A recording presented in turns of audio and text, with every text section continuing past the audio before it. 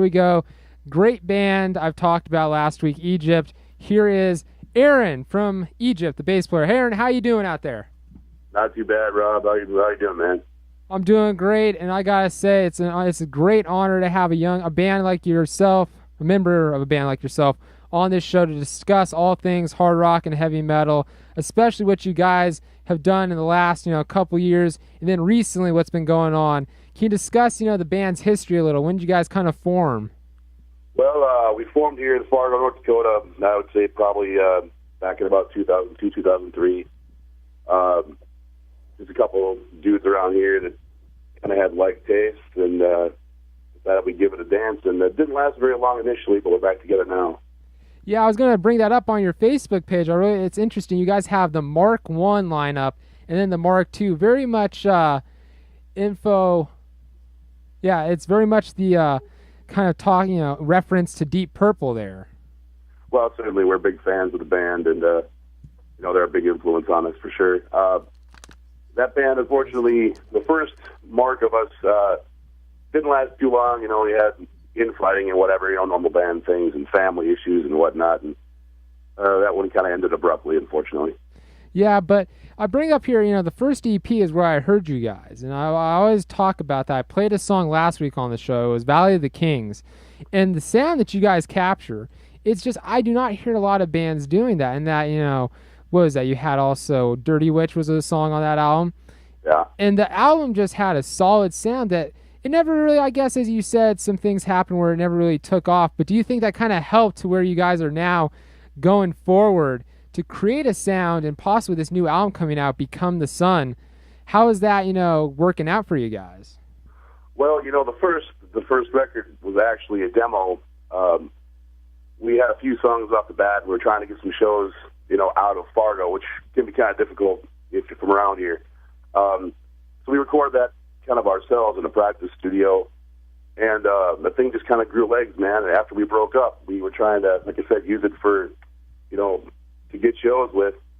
And I don't know, man, it was weird. The old stonerrock.com guys caught wind of it, and they were sending it out for us, our demo out for us, kind of as a freebie when people would make orders, and that really hooked us up.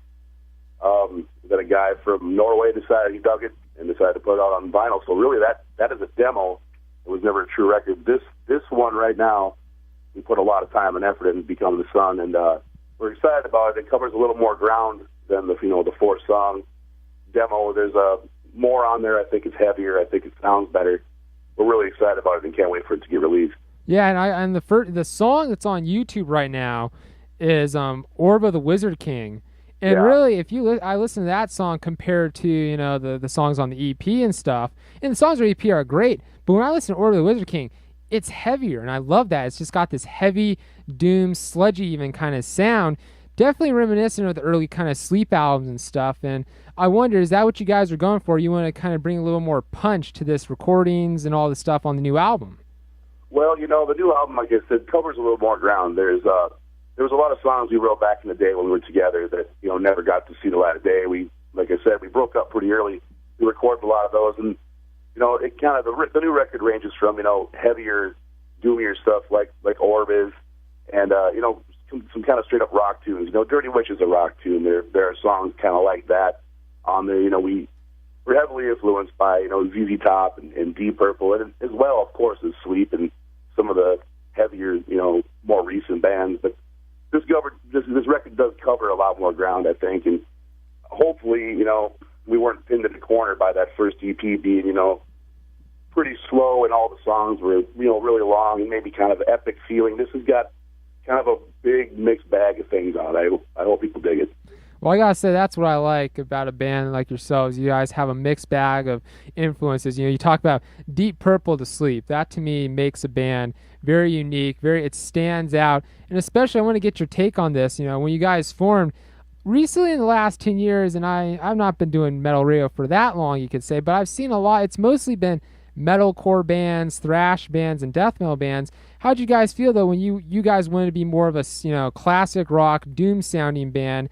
Was that something you just said, who cares what everyone else is doing, just do your own thing and kind of beat to your own drum, kind of, so to speak? Well, yeah, we love that kind of music. I mean, we're deeply rooted in '70s rock. I mean, I can speak for myself. I can't speak for the other guys, but I know as growing up, that was pretty much all I loved.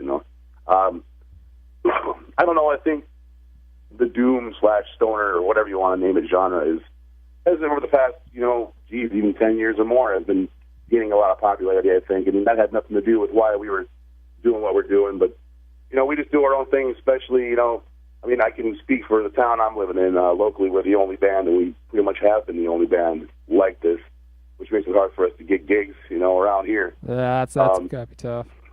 We have a lot of hardcore. We have some death metal bands here. Kind of hard for us to fit in, but we have a lot. There's a lot of bands like us around, and we'd love to get on the road and start playing some shows with them. And that's another thing too. You talk about other bands. You're on Totem Cat Records. The album's gonna be released right through Totem Cat, the new one. And then there's some bands on there. Actually, I interviewed this 2 shows ago Dave Sherman from Earthride, and he has released on Totem Cat, reissued actually, of their first album. And I just can't, there's all these good bands on Totem Cat right now. How do you feel? Because it's a small record label right now. Not too much has been, heard about it. So how does it feel, though, to be on there with bands like Earthride? I believe they also have a couple other big, bands on there, too. How does that feel to be on such a label starting out, but there's some bands on there that have been around for a while? Well, yeah, I mean, Wolfat as well, I think, has a release coming out, too, those guys. Well, we think it's cool, man. We really like smaller record labels. We dealt with Meteor City to release the CD of the EP, and those guys are cool people. I like Totem Cat. I like the people I've spoke with from them. I just like the fact that they're a small label, and I think they're going to do some cool things. They prior to releasing anything, they had a good distro, and I don't know, we're like-minded. They gave us control over things that other labels maybe wouldn't do, and like I said, really good people, and we're excited to work with them. Well, that's important, and that's always because I'm a huge Rush fan. I always bring this up. That's the philosophy where you don't want the record label in there. You want to make your music, total freedom right there, and that's what I think makes some great recordings. And to kind of go into that more on this new album, you guys, it's a total, free your music, as you said. It's a lot of older stuff. But tell us about, the song, the lyric, and how you guys really go about writing this music. What do you go into, recording each track, is so to speak? Well, it seems the history of how we work, it seems like most of the things we write are just kind of jammed out. I mean, we'll just sit in our space, and somebody will come up with a riff, and then it just kind of takes off from there. We added a new guitar player, the Mark I guitar player we had named Ryan. He was a good dude, and he just didn't have the time, and he didn't have the time, had family issues, and with a new guitar player, Neil Stein, he's a little different writer. I mean, he'll come to the table with, already formed ideas, which is not kind of how, me and the drummer are used to operating. We kind of would jam things out, get a nice riff, play the same riff almost for 45 minutes until it kind of morphs into something, cool. That's cool. As far as lyrical content, it just kind of comes the same way. We'll jam stuff out, and it just kind of comes, stream of consciousness type stuff, and then you kind of, put it to paper and hope it works out. That's sick, dude. Really awesome. And also, I want to quickly bring up here the sound of Egypt is something that, again, I can't stress enough. It's important for bands to have a distinct sound, to kind of create their own in a way, using their instruments, coming up with the whole atmosphere. And Egypt's got some of the best atmospheres I've heard in, hard rock, heavy metal in the last, I'd say, 10 years possibly. And what gear do you use, especially your bass? I hear that kind of rich tone, classic sounding tone, but it has that, doom, feel to it. What kind of gear do you use? Which kind of bass do you use? Can you talk about that? Well, yeah, certainly. The gear I used on the first demo, I'm a strictly Ampeg user. Love old Ampegs if I can get my hands on them. Used a Ampeg, I think it was a Pro 2 at the time, a limited edition 300-watt tube head. Through an Ampeg 810 cab, you just can't go wrong with Ampeg gear if it's tube. I mean, they're beautiful amps. As far as pedals and whatnot, I think I used just an old green Russian Big Muff, and people always ask me a lot about the effect on Valley of the Kings, and You know, a lot of people think it's a wah pedal. A lot of people, you know, all it is a Electro Harmonics makes a pedal called the bass balls, and it's a envelope filter, so you can it's kind of almost like an auto wah, and it creates kind of a wah effect. It's a cool pedal. You know, unfortunately, you know, I use that for the whole song on Valley of the Kings, and, you know, you use a pedal like that for a whole song, you shouldn't use it again. So never use it again after that. Gotcha. Bass-wise, I've always used Fenders. Big fan of Fender. As far as bass equipment goes, they make good stuff. I mean, right now I have an old, what might be a Fender I used on a new recording. Again, with a new recording, it's all Ampeg stuff, all 300-watt tube. Just turn up as loud as the spot can handle it and hope for the best, you know. Nice, dude.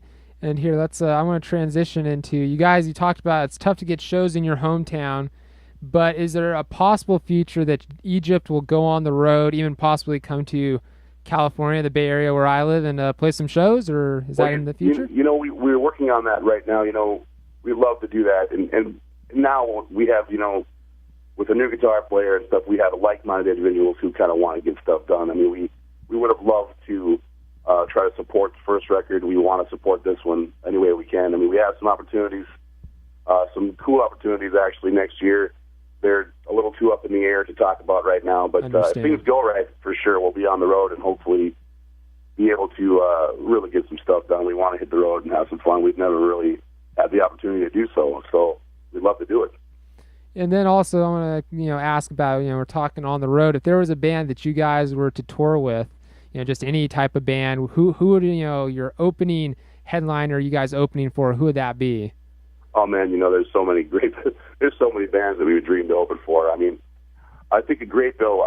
Right now, especially, I'm loving the band Elder. I don't know how familiar listeners are with that band. They were a fellow Meteor City artist that I would love to tour with those guys. Or Black Pyramid would be really fun. Okay. Big fans of those guys. If you haven't heard that new Elder record, so I think they have another one that's about to be released. But the last record they put out was absolutely fantastic, and it'd be great to play with a band like that. I think we would really mesh well together. Okay, yeah, that's sick. And I'm going to say this right now, I played Egypt before, and the hard rock heavy metal zone and all the fans, positive feedback's been coming in. I asked the listeners last week what they thought of the album. So I'm going to tell you, here in the Bay Area, the metal fans here, we all, thank you for calling in today. And also I got to say, the album is going to be supported, played here. When the new album comes out, definitely I will play it on my show when I get a copy, dude. It's going to be, I cannot wait to hear the new music. You guys, to me, are a band. I'm really glad that there's a band that can take classic sounding rock, and, bring forth a little doom to it too. That to me is awesome. And Aaron, thank you for, calling in today, dude. Hey, man. Thank you, Rob. That's cool, man. I'm really glad you dig the stuff, and I really hope you enjoy the new record, man. Okay. Thank you for calling in, dude. Thank you, man. Nice talking to you.